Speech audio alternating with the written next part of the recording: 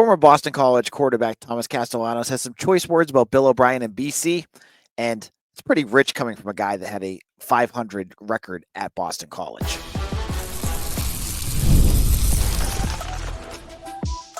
You are Locked On Boston College, your daily podcast on the Boston College Eagles.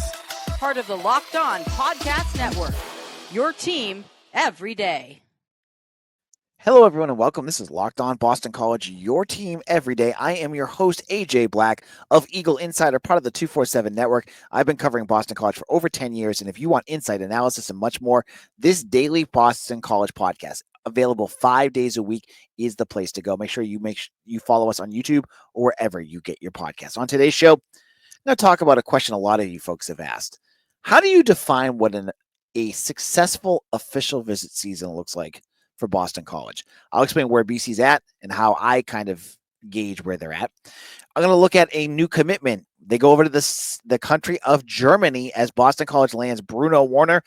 If you've been listening to this podcast, you knew about it. We're going to talk more about that. And I've promised I wasn't going to talk more about this guy, but when he brings up BC, it's my job to talk about him. So Thomas Castellanos, he had some words about Bill O'Brien and Boston College. I'm going to get into why I am so done with him, and I'll explain why in just a moment. Now, today's episode is brought to you by FanDuel. I make every moment more with FanDuel. Right now, new customers can get $150 in bonus bets when your first $5 bet wins. Okay, so Thomas Castellanos is now at Florida State. We all know the story. He left BC at the end, in the middle of the Syracuse game. He transferred out right after that. Now, he's gotten to Florida State, and he's feeling emboldened. And if you want to talk your talk, go for it. He started off this interview with Pete Nakos of On3 by talking about how he said, and I quote, they don't have, about playing Alabama in their season opener. They don't have Nick Saban to save them. I don't see them stopping me. Which is rich coming from a guy that couldn't get past Virginia, a guy that Drayson James made Syracuse look like nothing, and he couldn't do anything, and struggled against Holy Cross and Northwestern, excuse me. So I look at this and I said, whatever. If he wants to talk that talk, go for it. You know what? The Noles, they've had a history of confident quarterbacks. Maybe Thomas will be the next one. I have nothing to say with that. Good luck. Have fun. But it was a couple other comments that he made that made me have to address this. And I'm telling you, I do not want to talk more about Thomas Castellanos. But the comments he made as a host of a daily podcast about BC with the team out of season, this needs to be addressed. Let me read you his first comment. And this was about Boston College. He said to Peter Nakos, Bill O'Brien and I butted heads early in the season. I got banged up a few games. We had a meeting, and it kind of blew up in my face. I did so much for that program, and I just wasn't repaid in the right way. Okay. We all kind of knew that he didn't get along with Bill O'Brien. I mean, or whatever, it just didn't mesh. Bill O'Brien likes a pocket passer that can throw the ball, or even a mobile quarterback that can throw the ball. Castellanos was very inconsistent with that. But the part of this that gets me is that he did so much for Boston College and they didn't repay him. So I have a few thoughts about Tommy on this one. First of all, what did you do for Boston College? You beat one ranked team in your 2 years, Florida State and SMU. Sorry, 2. Florida State, you can count that. You had a record that was right around 500. You only were able to get BC to a 500 record. And yes, maybe Emmett Moorhead wouldn't have been able to do that. But really, at the end of the day, other than some exciting plays, was he any different than any other quarterback that got BC to a 7-6 record? No. Because he lost a lot of games with the way he played too. And that's my big point, is he didn't do a ton that we have to repay him. He was fun at times. Yes, Thomas Castellanos could move the ball with his feet. He was fun. He was electric. That SMU game was fun. That Florida State game was fun. But you know what wasn't fun? The Virginia Tech game, the Virginia game, the Syracuse game. There were plenty that were painful to watch. The second part of this comment, that they had to repay him, is what drove me crazy. What did this team owe Thomas Castellanos? What did they have to give him because he brought them to a 7-6 record? Look, let's call it what it is. That second half of that second season, he needed to be benched. He was not running the offense right. The offense was a disaster, and he was inconsistent at the best. And so I look at Thomas Castellanos there, and I say, yeah, you had to be benched. He was a 500 quarterback, but somehow Boston College owed him something. They didn't owe him anything. He hadn't done anything more than Patrick Tolles or Phil Dracovic or any other quarterback you want to name, because he was a middling quarterback. His first year, he couldn't stop turning over the ball. He was electric running the ball, but he couldn't stop turning it over. The second year, Bill O'Brien recognized that he was a turnover machine and tried to get him into a pocket passer. Well, Tommy couldn't do much with that either, so he fell apart there too. So BC did not owe him anything. Okay? And I'm only bringing this up because he brought it up. Like, I'm happy to let him go to Florida State and not talk about him ever again. But when you start talking about BC and how everyone didn't do you right, then I'm going to bring it up. I'm going to talk about this because it's you that brought it up. So yes, he didn't get repaid. He deserved to get benched, because you know what happened after he got benched? Boston College averaged 32 points per game under Grayson James. That's what happened. And no, this was not it. Yes, I was annoyed by a lot of what he said, but then he continues by throwing his teammates under the bus.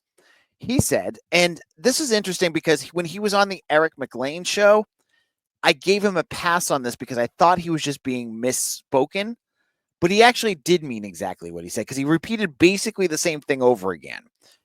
Here's what he said. I didn't have nearly as much talent as I do here. I didn't have the guys, but over here, I have some of the best athletic guys. I'm not the fastest one on the team over here. I'm not the most athletic guy on the team. So just being around these guys and just instilling in their heads the winning mentality and what we can do. They got the team. They got the guys. All they needed was a leader in place.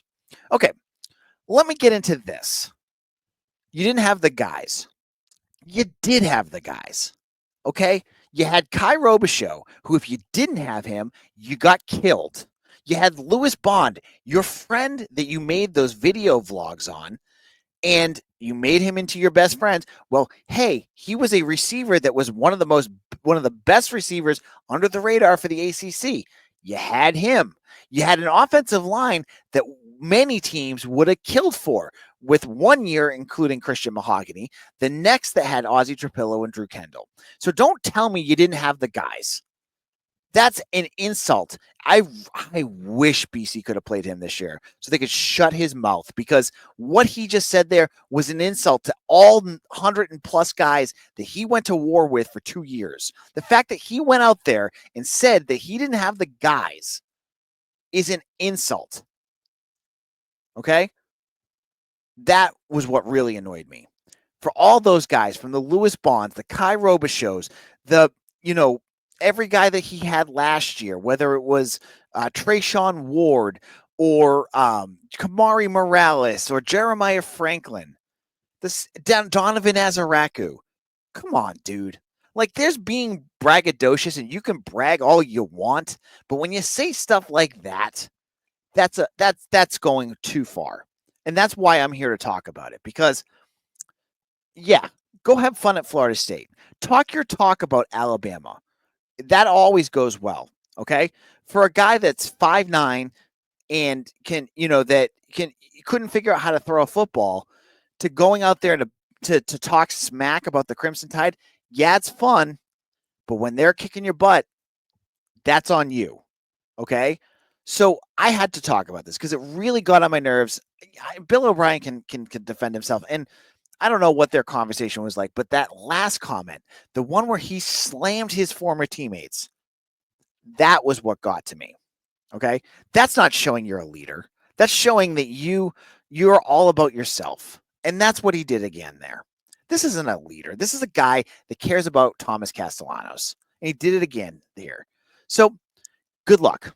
That's my final thoughts.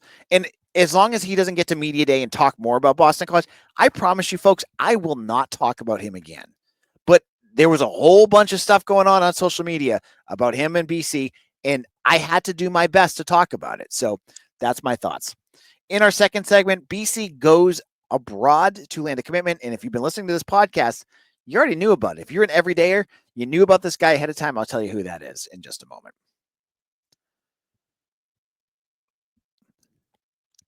Summer sports are in full swing, and whether you're all about baseball under the lights, golf on the green, or high-stakes soccer action, FanDuel is the best way to make every game even more exciting.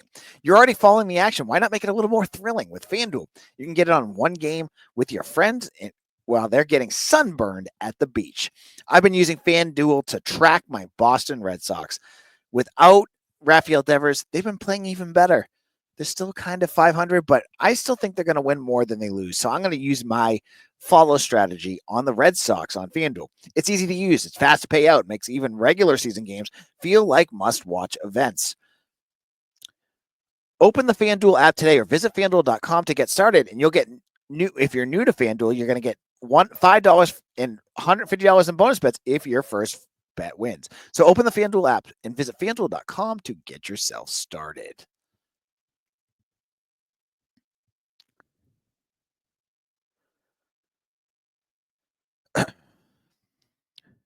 This is Locked On Boston College. AJ Black here. Let's put Thomas in the background. Let's put him in the rearview mirror here. Let's get into recruiting. Now, BC had their final official visit weekend of the offseason, hosting over 10 recruits on campus. Now, one of the names that came up was Bruno Werner, who is part of the NFL Academy in London. He's a 6'9" absolute behemoth of a man who had offers from Rutgers, Syracuse, Mississippi State, UConn, UMass, and he ended up committing to Boston College this week. I'm a big now. If you listen to yesterday's episode, I was kind of teasing that he could be the guy. It took a little while, but he eventually committed to BC. Now, who is Bruno Werner? He's originally from Germany. He played a lot of soccer when he was younger, but has grown into a football player going to NFL Academy. And I think of him more as a developmental player. You know, anyone you bring from Europe, I think of them maybe like a step or two behind anyone that you get from Texas, Florida, Georgia, some of the bigger schools in the United States. And Werner fits that profile. Now, I think this is a good get. And I don't think of him as a flyer at all. Someone was arguing with me on Twitter about this.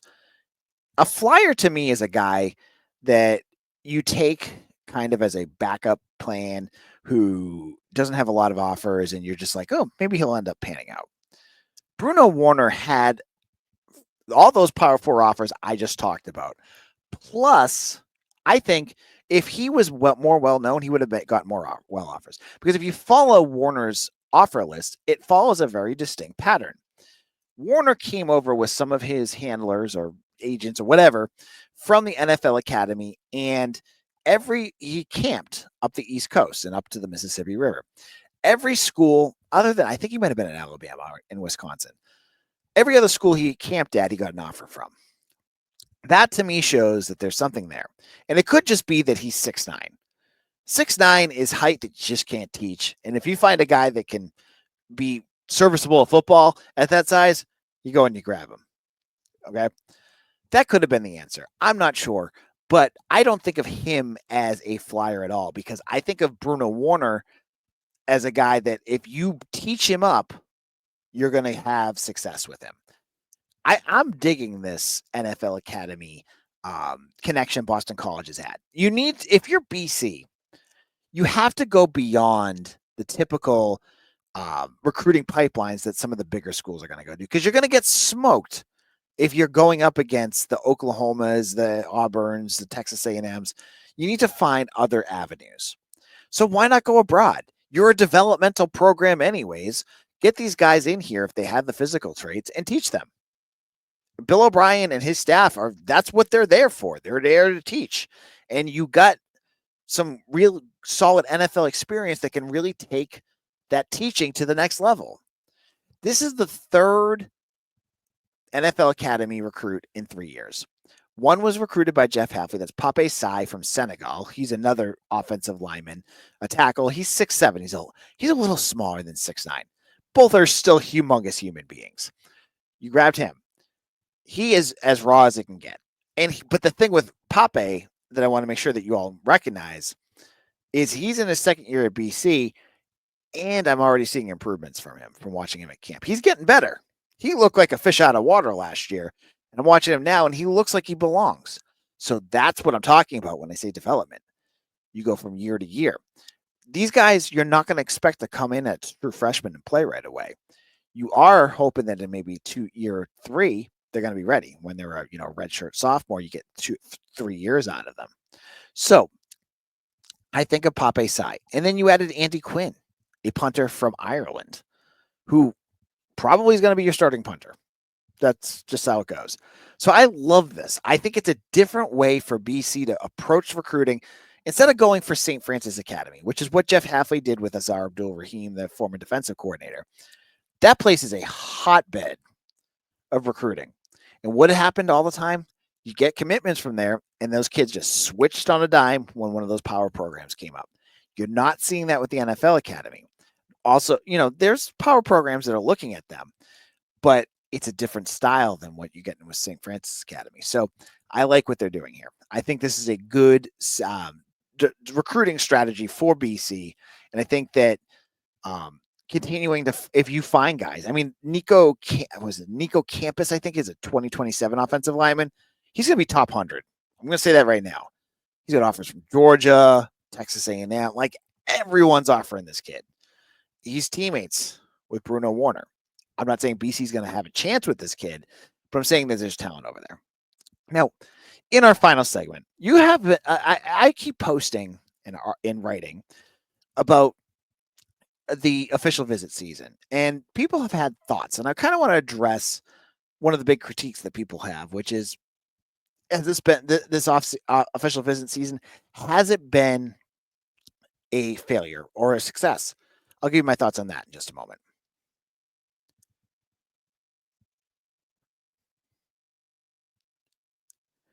This is Locked On Boston College. AJ Black here.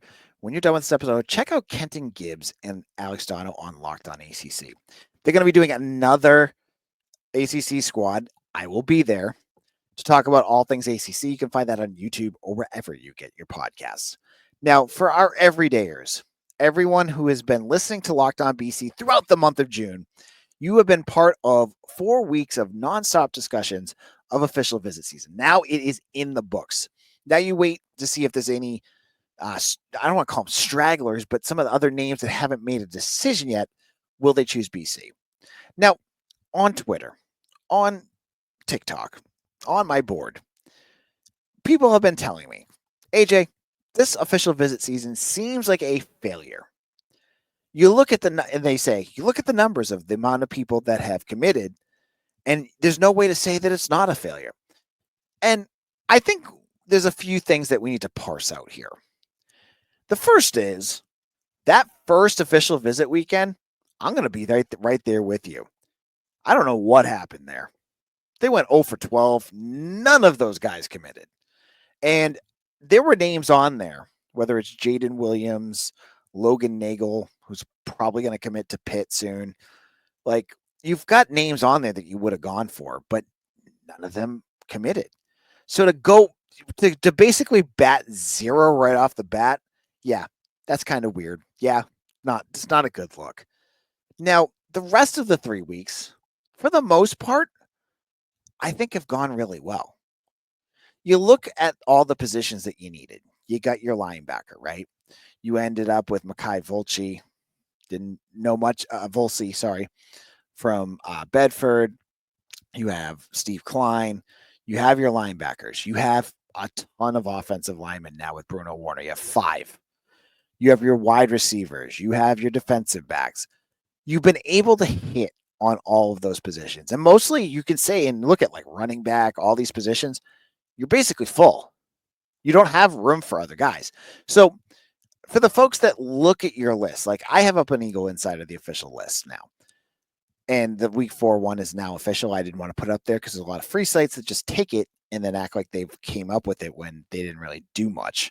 That was me. I usually put it behind the VIP wall until that week, just a little piece of how things work behind the curtain. Now that it's all done, some folks are like taking those numbers and going, well, AJ, they only landed 12 out of 30 or whatever. And in most years, I would say, yeah, that would be a worrisome thing. But this year is very different. And I'm going to explain this right now.